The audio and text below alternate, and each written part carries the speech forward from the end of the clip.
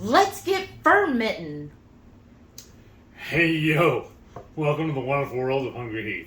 I'm not a classically trained chef. What I am is a self-taught home cook. I have studied under several television chefs. I have a PhD from YouTube University and a black belt in Google Food. I love to cook. The only thing I love more than cooking is my wife, the sensational Shelly Eats Steak, aka the Warden. Together we host what I like to call the Friday Night Feast. This happens every Friday night, 6:30 Central. We'll cook up an entree, maybe pick up little snacks, show you how to do it, then we'll spend the rest of the evening just chewing the fat with all of our friends in the HungryHorde. Hope you can tune in sometime. We'd love to have you over for dinner. Welcome back to my fermentation series. I'm super excited about this. I know I say that every single week, but I am really excited about this recipe. We love bell peppers. Yes. And like usually we have stuffed them, we've grilled them, we sauteed them. Yes. I like even raw, just slice them up and Yeah. throw them in a salad. Right. I've never had fermented bell peppers I haven't before. either. So I'm super excited about this. When I went to the farmer's market, they had these gorgeous bell peppers. So you see I've got a nice assortment here. I've got these beautiful red bell peppers. I mean, that's going to look so good once it's fermented. It's just going to be a nice pop of color. I've got a beautiful green bell pepper. And then I've got these. They're called like baby peppers. But, I mean, this ain't a baby. This is yellow. And I thought, ooh, I mean, look at these colors. And then a couple of these kind of like chocolate looking ones. Kind of a green red looking. And then we're also going to add to this. So that to me, it's going to be great. This, I'm going to be dicing everything. You want to make sure you get rid of the seeds and the, what is it, the limey? Yeah. What is it called? The inside. I don't remember the name. Inside. I'm sorry. Anyhow, the ribs. Yeah.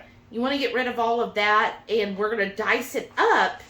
And I think the dicing, this is going to be great once it's fermented to put on top of your burger. Oh, yeah. To put like On a even steak. on a steak. A great. Remember, when it comes to fermented foods, they're not sides, they're condiments. So kind of keep it as a condiment. That's why sometimes if you're eating something that maybe is a little carbier than you would normally eat, you're not eating a huge serving. You're eating like 1 or 2 tablespoons. And you really want those fermented foods throughout the day. So if you eat once a day, twice a day, 3 times a day, make sure you're having something fermented with each meal because that'll really help your gut health. That's why I started eating a lot of fermented foods. That's what got me into doing this whole series. Is it's like I love fermented foods now. It has helped me tremendously with my gut health. Like my gut health has gotten so much better, and it's because finally, even on keto, I was still having gut issues, and I could tell I was having gut issues because certain foods like cauliflower and Brussels sprouts and even dairy, I would keep getting inflamed with it, right? And I'm like, okay, what's going on? Like that shouldn't happen. And it's just my gut biome was so messed up from years of being on antibiotics off and on will disrupt your gut biome. I've had to have multiple procedure. I was going to say multiple colonoscopies because I did have ulcerative colitis. So having those so often, you know, you're basically kind of washing your gut with that because you're drinking this horrible stuff. And then plus I was on birth control for a long time. So, and then before that, before keto, just all the junk food I ate, all those processed foods, those seed oils, all of that was just so bad for my gut health, and I never focused on it. And then now, actually focusing on gut health has led me to fermented foods and has helped me tremendously. Like I am finally seeing, not only am I getting healthy, because like I have said before, you put health first, then the weight loss and everything else will come with it. And that's what's happened. Mm-hmm. I put my health first. I focused on my gut, and now everything is coming into line. And so with that, that's why I want to really get out there, especially in the keto sphere and even the carnivore, even though I know this isn't carnivore. Now, the carnivores I follow, like Dana Spencer and all, that have been carnivore for over a decade, they would tell you condiments are okay, because a condiment, again, should only be 1 to 2 tablespoons. So in that aspect, I think fermented foods would be a great addition to that. Again, 1 or 2 tablespoons. You've got to get your gut health. It's just more, the more we're learning, the more important it is to have a healthy gut biome. And so doing these things like fermented foods, it has helped tremendously. So I'm excited to show that there's other options out there. Like a lot of the most common ones that people know. Let's see, what do you know are fermented foods that you've always heard of? Honestly, don't know. I'm drawing a blank. I'm sorry. That's okay. Yogurt. Oh, okay. Is a huge one, which is great. Kefir, kimchi, sauerkraut. All of those, I think, are the most common ones you hear about all the time. And so, honestly, it's the way you started eating them. I never really even looked at them in the store or nothing. Right, because I feel like in America, we're not huge on fermented foods. Like, people will have sauerkraut. Mostly that's a German thing that you'll hear a lot of people having sauerkraut, but not on a daily basis. No. We really don't focus on fermented foods like a lot of other countries that have lots of fermented foods. Like Japanese has a lot of fermented foods, like miso is fermented, different, don't give me the line, there's a lot. Mm-hmm. And so I was like, well, we need to introduce that and really get that going. So I know this is long today, but this is why I've been putting out these videos, because I really want to hit home so that you start making these and see that it's good for you and help heal your gut as well. So we're going to get this started on this wonderful bell pepper recipe. And again, we're going to do the classic salt brine with this. So we're going to dice these up. It's going to look gorgeous. It's going to have this fresh dill mixed in. And of course, we're going to use our Redmond's real salt for our salt brine. So if you don't already have it, follow our link below. It's our affiliate link. So it does help our channel. We really appreciate it. But you also get 15% off. So go use that link. Stock up on your Redmond's. And it really helps us. And then it's the best salt, y'all. I use for all of my salt brines and all of my dry salts, I only use Redmond's. That is my go-to salt brand. If you want to use another salt, the main thing you want to look for is that the only ingredient is salt. So like if you want to do a high quality pink Himalayan, that would work as well. Or even the Celtic sea salt would work. And you just want to make sure there's no anti-caking agents. And in the ingredients, it should only say salt. But I love Redmond's because it's still got all of those very important minerals. And plus, it's U.S. based. So we're trying to use, like I say, local. So, hey, here's a great local salt company out of Utah. They're an awesome company. So, of course, we're going to get behind supporting them, just like we enjoy supporting our local farmers.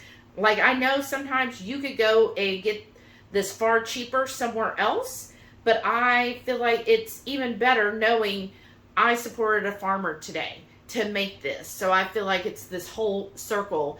We're helping our health and we're helping our local community. So I highly support doing that, and I hope you do too. So let's get started on this. Enough yakking.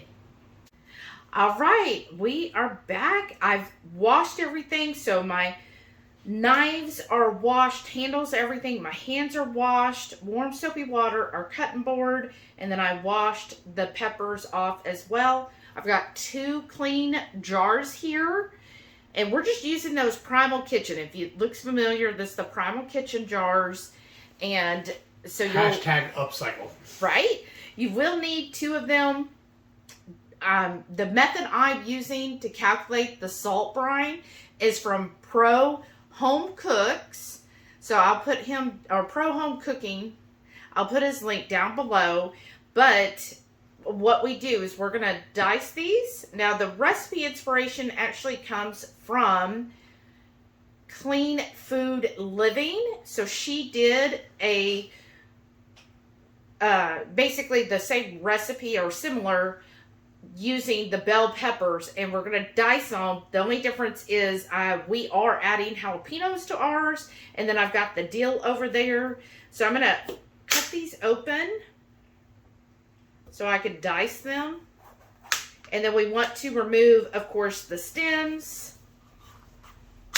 And y'all, we ended up using 1 red bell pepper, 1 green bell pepper, and then I used the other items listed. So we have an extra bell pepper. That's fine.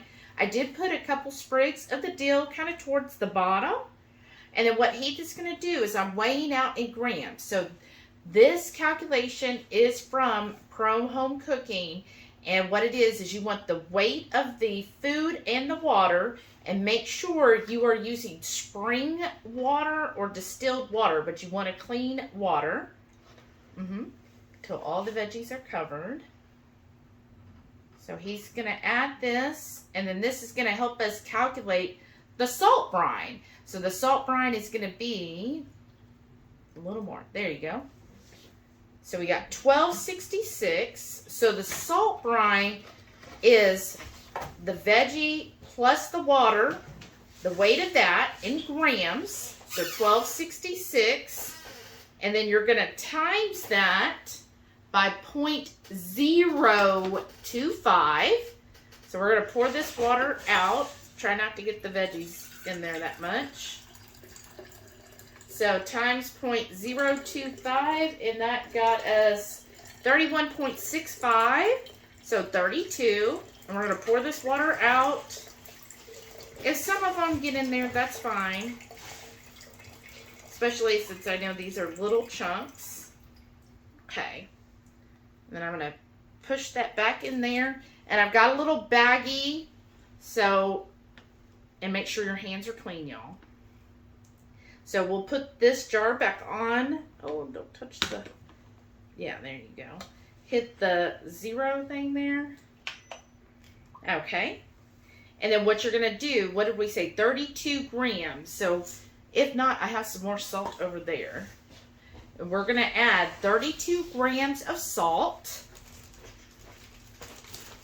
And then once we add the salt to the water, which you can already see, the water's kind of gotten cloudy from all of the peppers.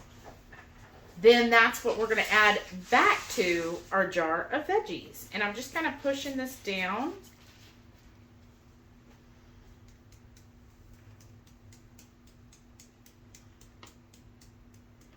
And we're going to get that to 32. And I'm just pushing all of these down as much as possible.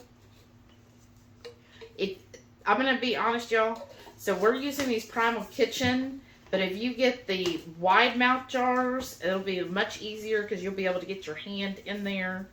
These jar lids are not even wide enough for the... 32? Yes. Okay, I'm at 10. Now it goes 12. Yeah, it takes a second, so just kind of know your scale. Just keep going. Basically, once you get to 25, then you could be a little slower. We're at 24. But you want to make sure you still got about a third to a fourth of the way from the top. So we have where we can put this weight in. But with the wide mouth jars, then those weights actually fit in the wide mouth jars. 30. Just want to make sure I'm not overdoing it. There 32. you go. Perfect. And then he's going to put the lid on that and shake it, shake it, shake it. Shake your money maker. I don't want to shake you. Oh, I'm your money maker? Yeah. I don't know how I feel about that. I'm going to put this here. Put that pepper over there. We'll use that pepper in something else.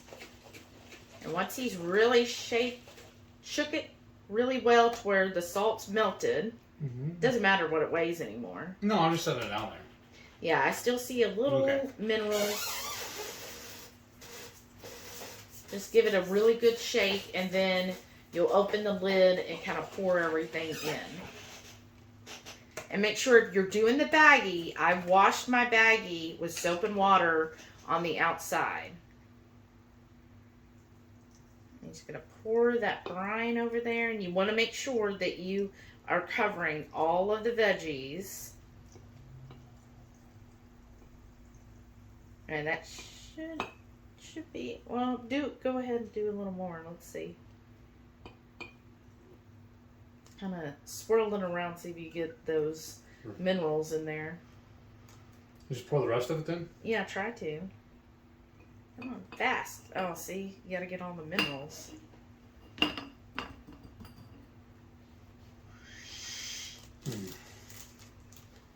Let's see, since my hands are clean. Come on, get it closer for me. If you pour the water a little faster, it should come with it. All right, now what we're gonna do, get my clean bag. I'm just gonna press it in here, right? Because I basically want to make sure none of those veggies are below, or I mean above the line there of my salt brine.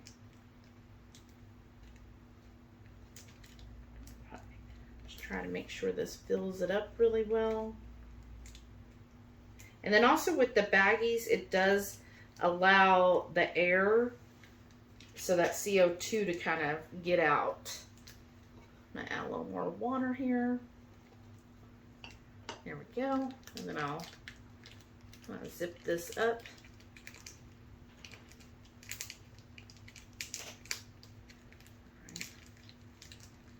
Make sure that's all in there. All right. And then we're going to put this up and we will check on it. Got a couple little floaters there. It should be fine though.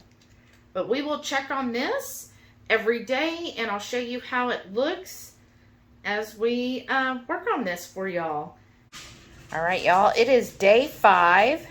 So I'm going to take the pH of the bell peppers here. So I'm just getting it down in there. Look at that. We are awesome. We just wanted to get below 4.6. And we're in the 4.2s, maybe even lower. So this is great. I'm going to take this off. I wash it in between each one. So all I'm going to do here, this little bag of water, I'm going to pull it off. And then let's take a look. I don't see anything funky on top. Everything looks clean and good. And I'm going to take a little taste and then get this jarred up. Hey, with a clean spoon, and especially after you taste it, you don't want to reuse the spoon because you don't want your bacteria in there. But I'm just going to take a little taste. See how I like it.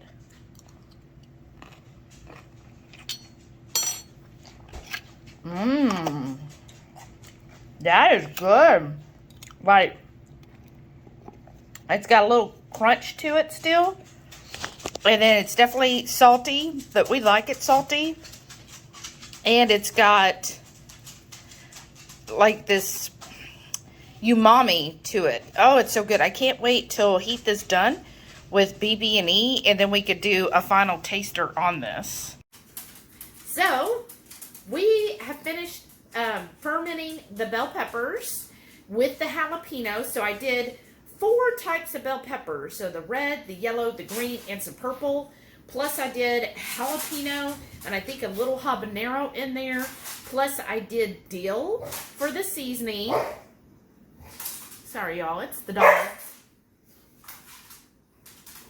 So Kids these days. I fermented this for 7 days, and I think it has a great flavor, and go ahead, Heath, and try it. I got you a spoonful right there. Mmm. Now, how's the peppers? Are they mushy, crunchy? Crunchy. Al dente. What's awesome, the first thing I saw on the spoon was a jalapeno. And that just makes me happy. I love spicy food. It's way good. Really good. It's got that sourness, but you get the bell pepper crunch. And then, of course, it is salty. So just remember when you measure, don't count the weight of the actual jar you're using. That was my mistake, but that's okay. It still works out. Good. That's the good thing about fermentation. It's hard to really mess it up. But this is really good. Right. Like, I really like the bell pepper one. Yes, that's really good.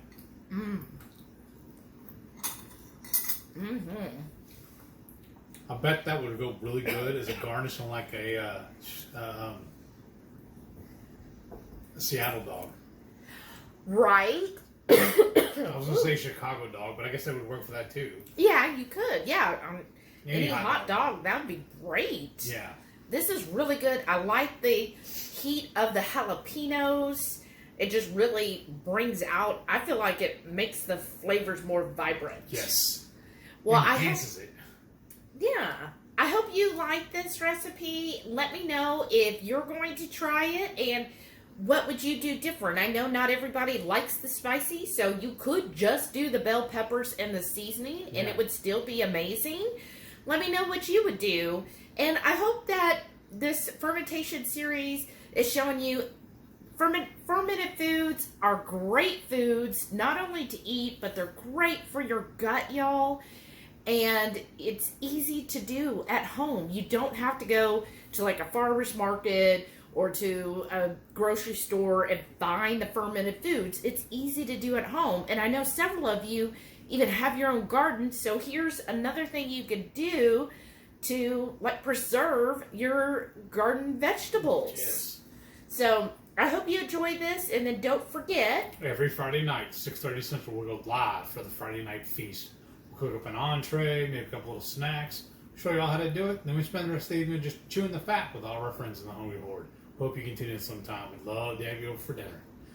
Thank you all for watching, and we'll see you on the next one. and stay tuned to see all of our wonderful channel members. Thank you all so very much for all of your support. Because of your support, I'm able to do these little series like fermentation and everything else. It just really helps the channel, so I really appreciate it. And if you want to join, hit that join button, y'all.